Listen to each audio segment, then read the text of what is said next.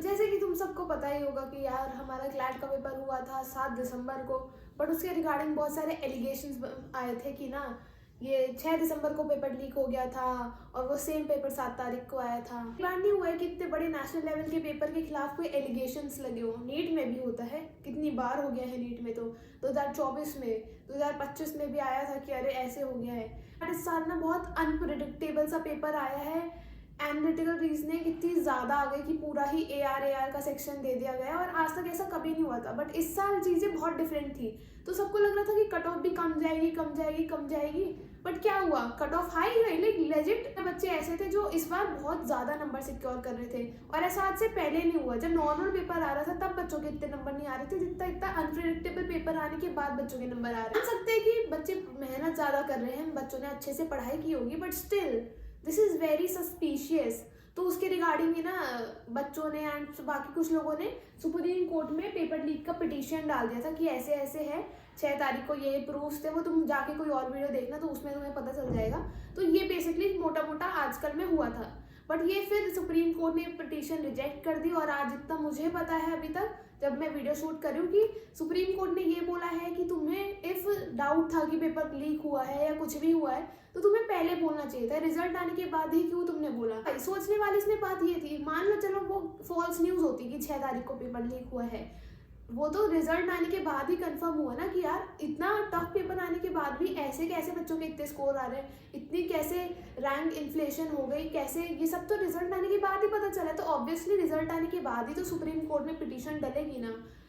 और मैं ऐसे अगेंस्ट न्यू सिस्टम की कि ऐसा हो गया वैसा हो गया क्यों हो गया, और इसमें किसी की गलती नहीं है, कंसोर्शियम वालों की भी नहीं है। इसमें गलती आती है जो शायद मेरे को जितना लगता है कि जो ये बीच का मीडिएटर होता है, जो पेपर को प्रिंटिंग प्रेस में जब पेपर जाता है ये वहाँ पे लीक होता है, वहाँ पे बहुत सारे जो भी होता होगा इनका, मेरे को तो वहाँ पे डाउट है कि वो वाला सिस्टम में गलती है। और उन लोगों को कोई इसलिए नहीं पकड़ता क्योंकि हमें नहीं पता कि पेपर कहाँ पे प्रिंट होते हैं और कहाँ पे क्या होता है।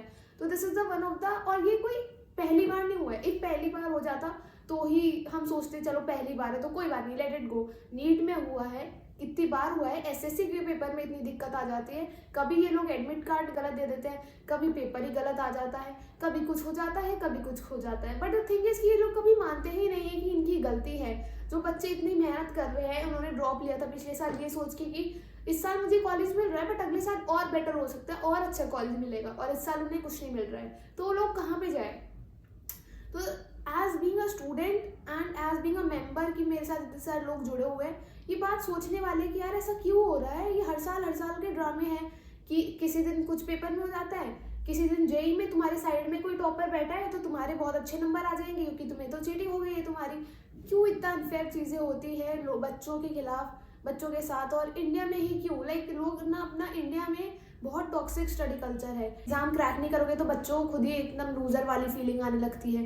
फिर जो वो एग्जाम उनका क्रैक नहीं हो पाता है और उन्हें पता चलता है कि पेपर लीक की वजह से ये चीज़ें हुई है तो बहुत हर्ट होता है। तो ये द थिंग इज कि एक तो वैसे ही इतना सब कुछ टॉक्सिक चल रहा होता है, फिर तुम्हें पता चलता है मेरा पेपर भी लीक हो गया है, फिर बात खोते हैं कि रिकंडक्ट होगा नहीं होगा, तुम ये सब सोचते हो, इतने ही ना मना कर देते कि कोई पेपर लीक नहीं हुआ है, ये तुम्हारी गलत फहमी है। भाई बोर्ड का पेपर तुम्हें पता होगा, हमारे फिजिक्स बोर्ड का पेपर लीक होने की खबर आई थी, नीट का पेपर कितनी बार आ चुकी है, क्लैट का पेपर, एसएससी का पेपर, क्या नहीं होता बताओ। ये बहुत करप्शन है हमारे यहाँ पे। और इफ तुम सामने आके बोलोगे कि ऐसा ऐसा हो गया तो तुम्हें दबा दिया जाएगा कि तुम ऐसे क्यों बोल रहे हो, तुम किसी सिस्टम के खिलाफ क्यों बोल रहे हो। That's the thing in India कि no one talks about. But हमें ये सोचने वाली बात है। मैंने तुम्हें पोस्ट डाली थी कि यार तुम बताओ कि तुम्हारा क्या सोचना है इस पे, और बहुत लोगों ने बोला कि हाँ भाई ऑब्वियसली।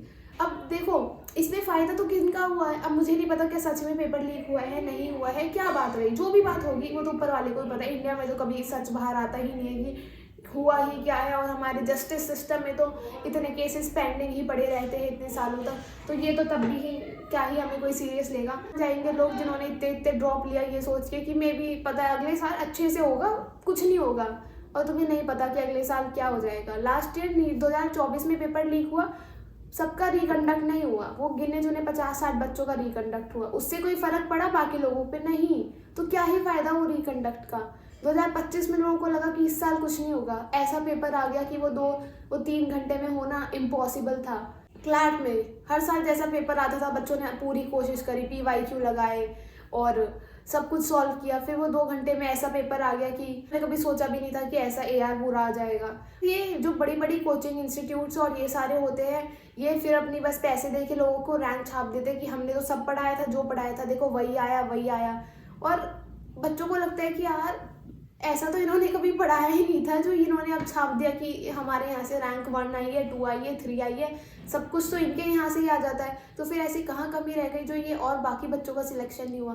देखो माना इंडिया में सीट्स कम है, जो अच्छा लेवल का पढ़ेगा, जो मेहनत करेगा उसका ही होगा, बट और बाकी बच्चों के लिए भी तो सोचना चाहिए ही ना।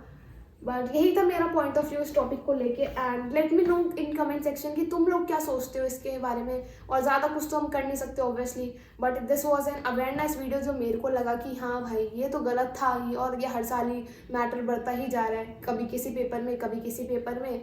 और अब तो मुझे ऐसे लगने लगा है कि जिस पेपर में मैं बैठती हूँ वो पेपर ही ख़राब हो जाता है, या टफ आ जाता है, या लीक हो जाता है। But anyways, let me know your opinions in the comment section, and I'll see you in the next video.